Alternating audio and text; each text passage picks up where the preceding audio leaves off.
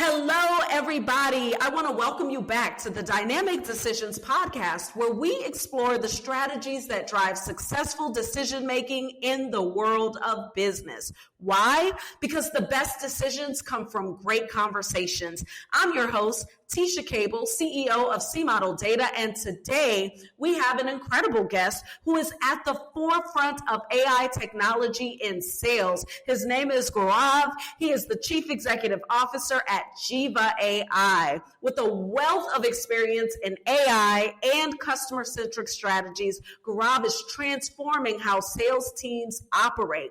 Welcome to the show. I am excited to have you here today. Can you start by sharing a little bit about Jiva and the innovative work that you guys are doing? Yeah, thank you so much, Tisha, for having me, and what a pleasure to be here. Love the podcast's energy, and our conversations have been phenomenal so far. What we do, Tisha, at Jiva AI is we're building an agentic AI platform for sellers and go-to-market teams. So in short, what that means is, leaving all the buzzwords aside, we feel that salespeople spend a lot of time doing manual, repetitive tasks that AI can do much better, faster, cheaper. So everything from finding good data, good leads, finding people's emails, phone numbers, sending personalized emails, sending LinkedIn messages, responding to proposals, searching the web and scouring the internet to find signals where they can find the next best prospect and leads. All of this AI is better suited for.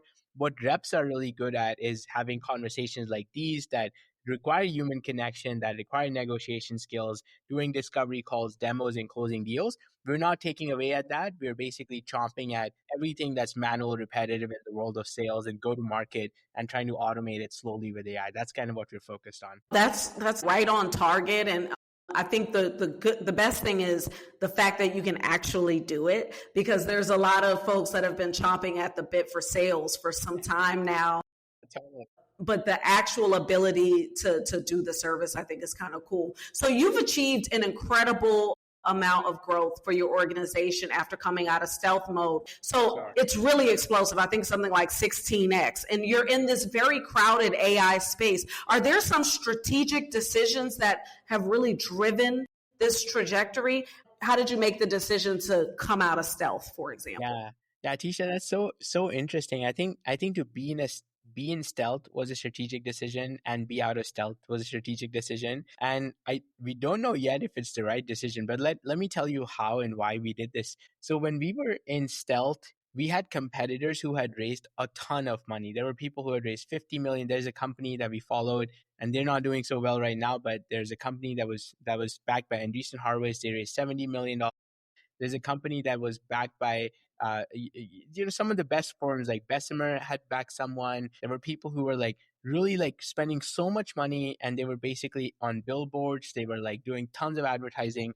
And we felt that if we spend a lot of time, effort, and money at this, we would probably lose. We were going to be the fourth or fifth option. So let's make it really interesting. We did this analysis of products that launched in stealth, and that almost had this intrigue effect. We studied Robinhood. But when Robinhood came out, they basically had nothing on the website. It was basically one page and one line, and it basically had an email address and said, get early access. So you were like, man, this is so interesting. We're going to create the perception that this product's not available yet. It's not fully baked out. And you as a user, as a customer, have an opportunity to shape this really cool early thing. And that was amazing till the point, because we went from 0 to almost 5 million in annual recurring revenue in just 6 months, with a 9-person team, all engineers, just a couple of sales guys, me and another person selling. And it was only because we were able to create that intrigue. Had it been that we went it open and we were book a demo, we're available everywhere, we probably lose like crazy, because everybody would come out and say, how are you different than A, B, C, D, E, F? But nobody asked us that, because they were you're still building, let us help you shape the product. And then we would show people, and they get super excited about it. And I think to get out of stealth was a really interesting decision too, because we had some of our competitors had really negative press recently, where they basically raised a ton of money, burned a ton of money, and everybody came out and saying, wow, this space is corrupted. This is a really shitty software, basically, So there's things happening where in the market, we felt this is the right time. So instead of doing a funding announcement, we're going to come out and say, hey, we actually cracked this from a different perspective. We know how to solve this problem. We solved it a bit differently than others are doing. We're not here to replace humans. We're actually here to help 10x your sellers in SDRs and BDRs. We're not here to replace, because a lot of people in our space are saying, oh, AI SDR, AI, which is like get sellers out. You don't need them. Some of our competitors even had billboards which said stop hiring humans and stuff. So then all of a sudden there was a lot of negative press, which was Ahead of the game. They're like, you know, way ahead of the technology. way ahead of that's spot on. I mean, Tisha, you hit the nail on the head.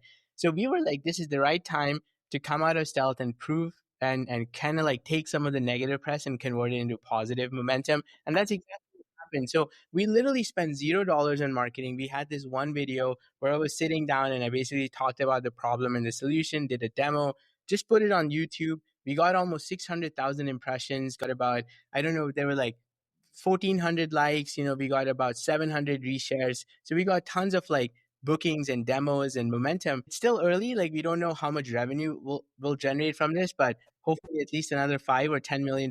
But it was no marketing. So this was a good, again, I feel so far it's been a very good decision to stay in stealth and then also come out of stealth at like literally exactly the right time. I think more importantly, what I appreciate the most was that it started with research. This wasn't just a decision without data and information. You went out and actually looked and modeled it after something you saw that was successful. So, you had solid assumptions about why this would work before you did it. And then coming out, you had solid signals about why this would work, right? Speaking of signals, you actually launched a feature called Signals that provides these real-time alerts, right? Now, can you kind of talk me through a little bit about your decisions around how you thought this feature would take care of a major opportunity or keep you from losing a major opportunity? Kind of give us some of what you think the impact is of that feature and how you decided. Yeah. So Tisha, that's such a great question. And I had a mentor in sales when I was starting early, and they would always tell me time kills deals. I don't know if you've heard of this before, and I really appreciate that. Speed to lead is another thing that sellers use all the time. It's like, hey, if the lead's hot, its speed is everything, and you have to be in front of people. So those are like two mottos that I feel really apply. And another data point, and now talking about data, Jason Lemkin, who runs a program called SaaStr, and it's all about SaaS, and he has a book even called Impossible to Inevitable.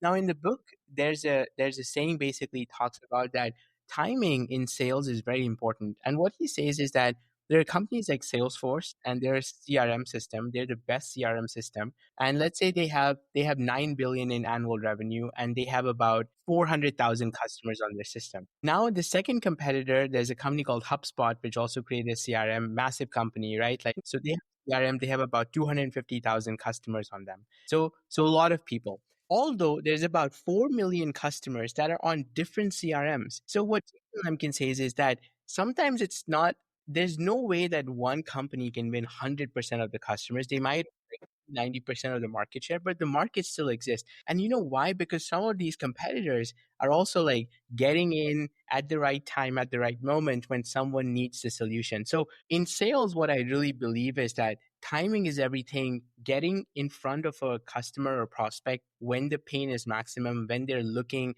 when there's some activity that's going on, and you can be the first in the game, you can actually win that deal. So what I'm trying to say is that no matter how big Salesforce is, if someone can come in and steal a CRM solution and actually provide them, being a tiny startup, like 3% employee size company can win a deal, then anyone can win a deal if they're first to the game, right? Early bird. That's right. Early bird gets the worm. I like it. Right.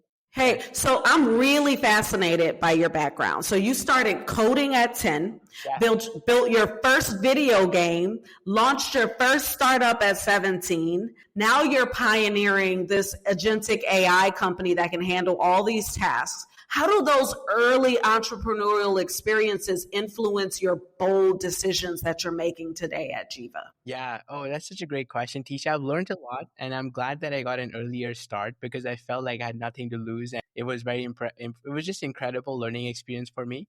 I feel there's a lot of things that I've learned over my career that make me really like entrepreneurial. Like one of the biggest things that I've seen is that And I think this kind of like the podcast listeners here would really empathize with this. But making a decision is much better than making the wrong decision. And a lot of times we are very hesitant in making wrong decisions in a startup, in a company.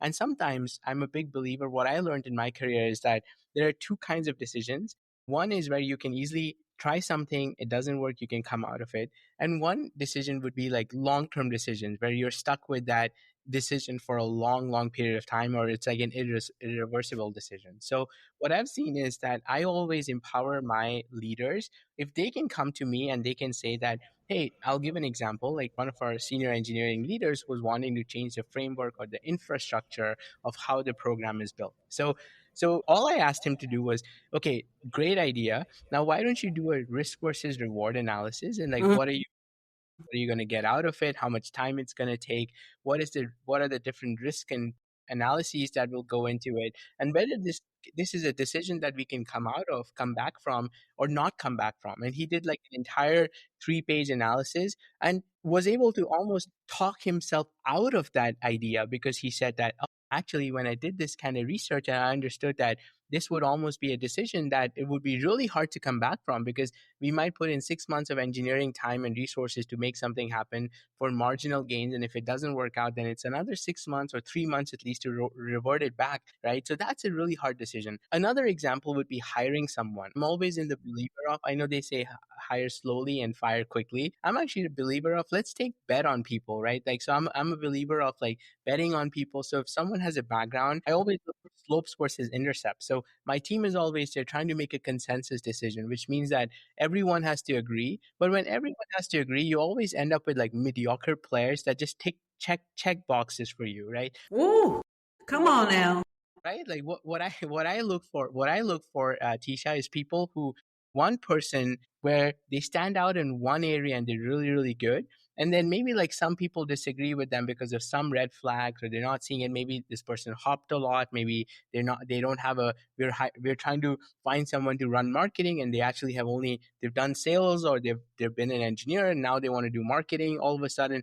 So what I look for is like, instead of making a consensus decision, it's like I always have is one person willing to rally for that person? Like, is there someone in Mhm. the team who's going to come up and say, I'm willing to lose my job because I'm going to make this bet on them, right?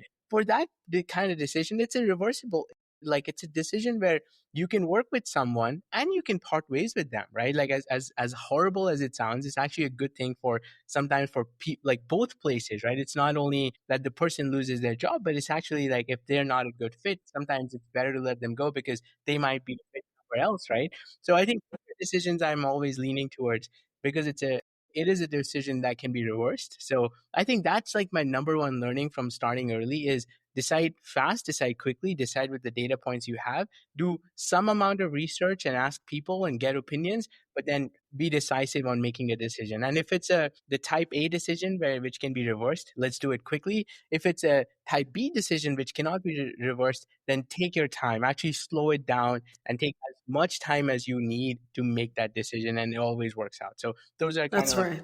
Yeah, you got your version of the Jeff Bezos one way and two way doors. Yeah. decisions, exactly. Good, good stuff. I really like that a number of leaders that I've been talking to have really started to adopt those types of frameworks. They're really easy, clear ways to decide how fast or slow I need to make a decision. So that's a really good one. Hey, so Dan Wright joined your board, former CEO of Data Robot and COO of App Dynamics. So you're clearly preparing for your next phase of growth.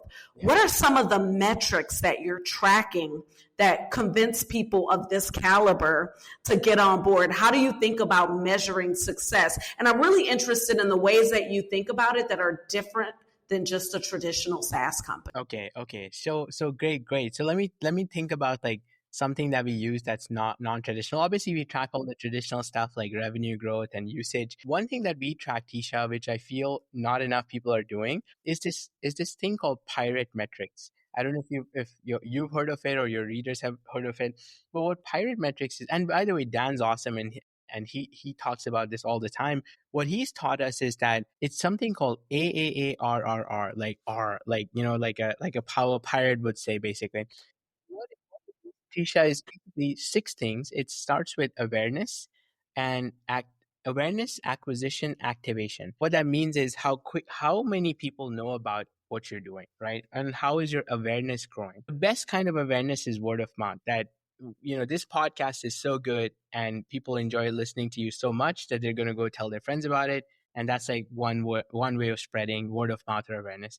Obviously, there's meta ads, Instagram, Facebook. Like you can say email, all of that is awareness. So you have to constantly track awareness, how many people are aware of what you do. Acquisition is something that we measure constantly, which is a lot to do with click rate optimization. Like once someone comes into your podcast, are they able to easily find the episode they want to go, search for it, and then start listening to it? So that would be something called acquisition. Activation, it would be like how long would they listen to, how much time they spend. So for us, we look for how much are they in the platform quickly, are they able to sign up, are they able to do 1, 2, or 3 things that we want them to do that we think that they can become sticky. Beyond that point, then it's the 3R metrics that we measure constantly and very religiously. And it comes with it's retention, revenue, and referral. Retention means that people come back using your system. So for the podcast, it would be, are people returning users? Are they coming back and listening to multiple episodes? If they are, then they'll probably subscribe to a monthly membership cost, right? That's what we look for. Once they have that, then revenue comes automatically, because if there's enough value, there's recurring value, there's value for the team, they would come back and they would pay us. Once they pay us, we want them to quickly become also like a referring customer. So we have things like credits, you can get free credits, you can do all that good stuff with your friends. I think that those are like the 6 things that we measure. And obviously it's a funnel. So we measure conversion rate. Like we also don't want 5 million people to know about us, but only 3 paying users, right? So that's why we are not super focused on like awareness only. I think the founders and startup people make a lot of mistakes there. And this is what I've learned as a second, third time founder, that it's actually about activation and referral is the most important thing, right? Instead of that's where the growth lives, not in awareness. But a lot of founders spend a lot of money on awareness. They buy a bunch of ads, they're on billboards, they're everywhere, they're on flyers, they do all kinds of stunts to get as much awareness as possible. But then they have a leaky bucket and they can't actually retain users, they can't actually convert them. And all the money gets spent in awareness. I feel all the startups that go bust, where they've taken like $50 million and then all of a sudden they're going bankrupt, is because what I would do with that money, that's insane. That is great for just awareness. No, we need to build a business. So R, I like it. You guys got it? AAARRR. Fantastic. Hey, for our audience, I want you to think about your experiences with sales automation. What decisions have you made that have significantly impacted your sales process? Share your thoughts with us on LinkedIn and other social media. Use Dynamic Decisions Podcast. Okay, so I actually want to move into my favorite little section. Yeah, sure. Which tries to identify your decision-making persona. So what I'm going to do is I'm going to ask a whole bunch of questions. I'm going to tell you about a persona. I love it. I'll ask questions and then you'll tell me up to 100% what percentage you resonate, okay, with how that question is being asked. But you don't get more than 100%. So across all 4 questions. You ready? Here we go. Here's the first one. It's called the feeler, which is a value-driven leader. This persona prioritizes alignment with core values and mission, often weighing the human impact and cultural fit of decisions alongside business metrics. So here's the question. When I'm facing a major business decision, I ask myself, does this align with our mission to help businesses scale efficiently while empowering human workers to focus on high-value tasks? Even if automating certain roles is more profitable, I need to feel good about the human impact we're creating and ensure our choices reflect our values around augmenting rather than simply replacing people. How much of that is? Yeah, sure. It's I would say 95%. Oh, wow. Now you only got 5% left if you. Oh, is that what it is? Okay. Yeah. Understood. Now I understand. So it's out of 100%. Okay, I understood. Okay, now I understand. So I was thinking 0 to 100 for all 4. Ooh, that's now it gets interesting. So I would place it at a solid 35%. That All right. matters a lot, because one of my missions is to be able to create 1 million jobs in my career, and I would love that. So I feel like that that is high impact. And also at blue collar parents, so I hate people losing jobs. I would rather that we create, they do meaningful work and there's work for everyone. I think I truly believe in that. I love it. So here's the planner role, okay? So the planner is a strategic visionary. This persona focuses on long-term implications and future-proofing decisions, always thinking several moves ahead and considering multiple scenarios. Here's the question. When I'm making strategic decisions, I ask myself, what are the long-term implications of this choice for the AI sales automation landscape? I need to map out scenarios for how agentic AI will evolve over the next 3 to 5 years. I need to consider how enterprise clients' needs will change and ensure this decision positions us well for multiple possible futures in AI development. How much of that is you? Very little. Right. I'm not a good long-term thinker, unfortunately. So I would say like less than 5% or 5%. I'll put 5. I put 5%. Okay, so that's planner. Cool. All right, let's move to the next one. This is called the counter. It's the challenger of assumptions. This persona naturally questions conventional wisdom and looks for contrarian opportunities, often finding success by zigging when others zag. When evaluating opportunities, I ask myself, what assumptions are we making about sales automation that might be wrong? What's everyone else in the AI space doing that we should question? I tend to dig into why sales teams operate a certain way and whether there's a fundamentally better approach that the industry isn't seeing. How much of that is you? Yeah, a lot. I think about this a lot. 35%. I think a lot about what is not in the market currently that we could be doing that others are not doing. That is like fundamentally a very big part of my personality and how I think about it. Yeah. Awesome. Let's see how we fill out this last 25. We're going to go through the next one, which is called the data driver. Okay. This is evidence-based decision maker. So this persona relies heavily on metrics, analytics, and concrete evidence to validate decisions, preferring proof over intuition. So before making important decisions, I ask myself, what does our performance data actually tell us about user behavior and ROI? I want to see concrete metrics on lead conversion rates, customer acquisition costs, and retention patterns that validate or contradict our product instincts. I'm looking for evidence-based insights that can guide us toward the most effective choice. How much of that is you? I think Tisha 25% is fair. Okay. I do it, but I don't over index on data. So it's up to a good point. But I always want to see the data. It's not that I would be very passionate, and just say, oh, this is how I feel about it. Let's do it. It's like I lead with it and then I validate it with data. That's usually what I do. So 25 is fair. That's fantastic. You are 35% feeler, 5% planner, 35% counter, and 25% data driver. You can take that to your team and let them know. So that's one of my fun exercises. Yeah, just to kind of see where we stand. Okay, so we're wrapping up this conversation, and I have one final question for you. Yeah. If you could give one piece of advice to an aspiring leader in the tech and AI space who want to achieve the kind of rapid, sustainable growth that you have, what would that be? Ooh, wow. So this is a counterintuitive advice, and I may not be answering your question directly, but maybe indirectly. I've been thinking about this a lot. I have an investor on my team, Jack Altman. He's Sam Altman's brother from OpenAI, the CEO of OpenAI. Congratulations. Yeah, he's awesome. One of the best mentors I have now.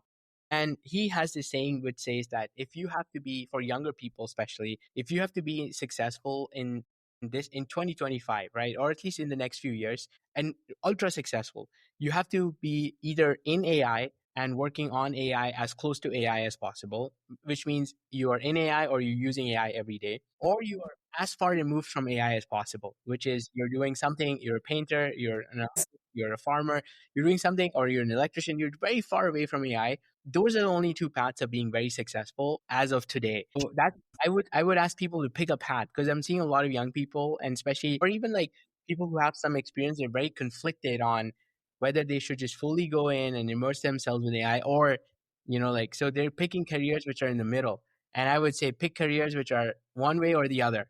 And that's how you'll be ultra successful. So I've been thinking about that a lot, and I thought that I should mention that here to our listeners here. I think that is great advice, mostly because the middle is where it's going to evaporate. The middle will, and it's already happening, right? The middle is disappearing. So I thank you so much. It's been such a pleasure having you on the show, Gauran. Your experience, your sales, your expertise, the fact that you're in AI and sales together makes me happy. So can you share with our listeners where they can learn more about you and Jeeva? Love it. So the website is jeeva.ai. It's jeeva.ai. My email is very easy, even though I have a very hard name. My email is just g@jeeva.ai, and I answer every single email. So please email me. I'm very approachable, easy to respond there.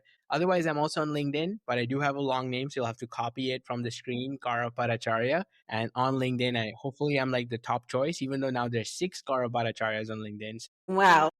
Which is great. It's like, it's not a common name, but for some reason there's 6 of us. So there's 6 of us, but find me if my face looks familiar. I'm from Jeeva. And I love connecting and following people's journeys on LinkedIn as well. Thank you so much. This has been a fantastic interview. And thank you to our listeners. Thank you for tuning in. Remember, the best decisions come from great conversations. If you've enjoyed this episode, we'd love for you to subscribe, rate it, share it with your network. Let's keep the conversation going on social media using Dynamic Decisions Podcast. And until next time, keep questioning, keep growing, and keep leading with purpose.